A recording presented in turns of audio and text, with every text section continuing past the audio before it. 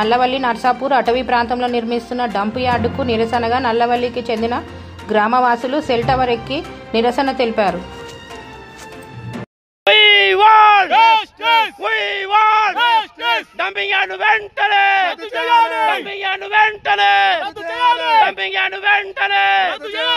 ఈరోజు మరి ఈ పచ్చని అడవి తల్లిలో అడవి బిడ్డలాగా బతుకుతున్న మాకు మరి డంపింగ్ యార్డ్ అనే శని దాపరమైంది. మరి శని పోవాలంటే మా ప్రాణాలను పెట్టి మా భవిష్యత్ తరాన్ని కాపాడుకుంటాం. జిహెచ్ఎంసీ అధికారులు ఏదైతే చెప్తున్నారు ఏం కాదని చెప్తున్నారు. మరి మీ దగ్గర పెట్టుకోండి డంపింగ్ యార్డ్ ఏం కాదంటారు కదా. మరి పట్టణంలో పెట్టుకోండి. కోకపేటలో ఉన్న భూములను పనికిరాని భూములను 100 కోట్లకు అమ్ముకుంటున్నారు మీరు ఈరోజు. మరి ఎందుకు డంపింగ్ యార్డ్ పెడతారా?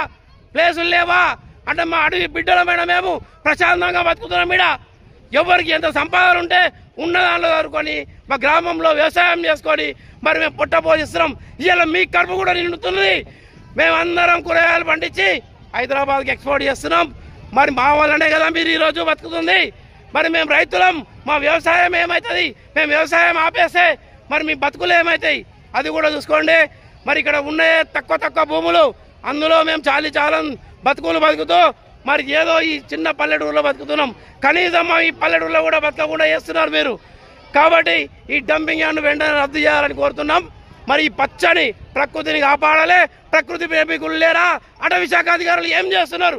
రైతు ఒక ఇంచు పొల భూమి దున్నుకుంటే వాడిని అష్ట కష్టాలు పెట్టి మరి వాడిని టార్చర్ పెడుతున్నారు. ఏదో ఒక చెట్టు అవసరాన్ని కొడితే కూడా టార్చర్ పెడుతున్నారు. అలాంటి అధికారులు ఈరోజు 100 ఎకరాల భూమి మీ అడవి మధ్యలోనే ఉంది. మరి మీకు కాలుష్యం అయితే లేదా? రోడ్డు మీద ఒక ప్లాస్టిక్ చెత్త వాడనియరు మీరు.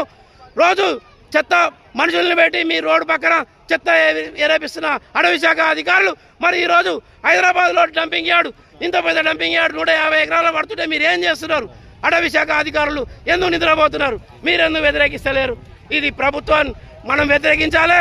ఈ డంపింగ్ యార్డ్ను పడకుండా మేము చూస్తామని.